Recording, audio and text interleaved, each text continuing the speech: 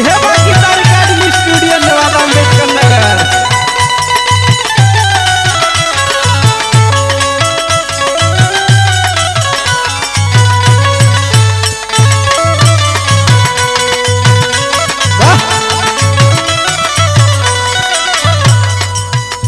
का ये सखी? का सखी बोला? अरे कैसा तोहरे घरा बड़ी हल्ला होली हो? का बताई हमारे सैया जी के कारनामा बहुत अजीब बा हो। अरे कवन कारनामा हो तोहरे सैया जी के? तो सुना सुनावा।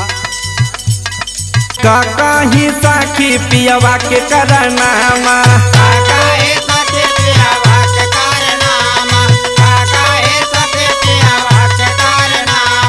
रोज घरवा में वो करेला डरामा,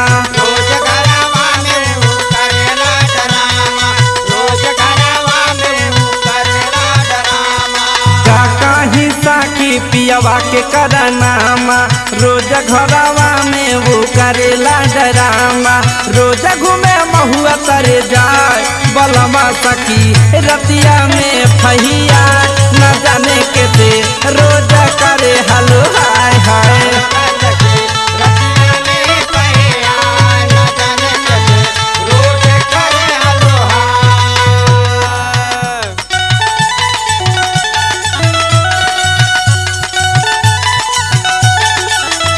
अरे क्या बात है ये पंकज भैया, गुड्डू भैया, लक्ष्मण भैया।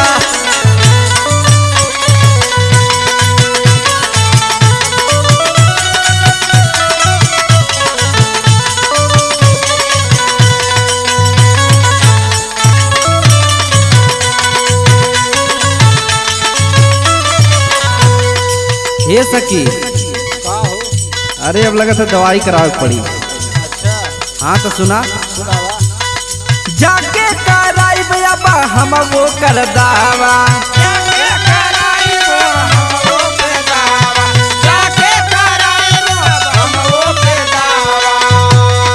ना जाने कैसा न लागी गईल हवा,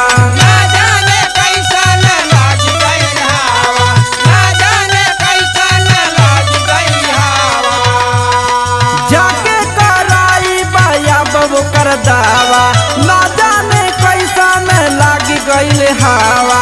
उठे सखी जब मुस्किया बलमा सखी रतिया में फहिया, न जाने कैसे रोज करे हलो हाय हाय।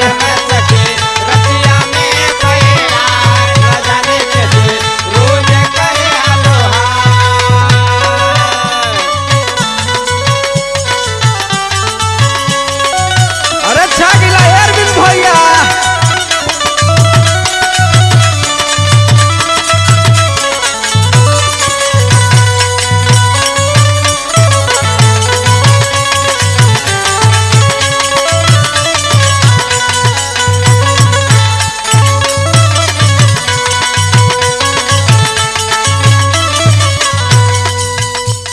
और सुनाइए सखी।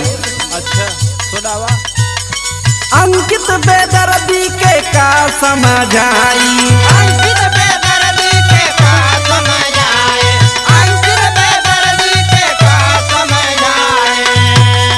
सुते जाई से दिया पे आवे नाम भाई,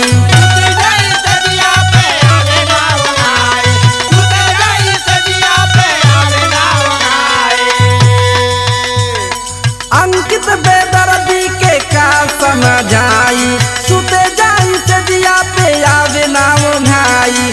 का कहीं तहस मरे भाई बलमा सखी रतिया में फहिया, न जाने कैसे रोज करे हलो हाय हाय।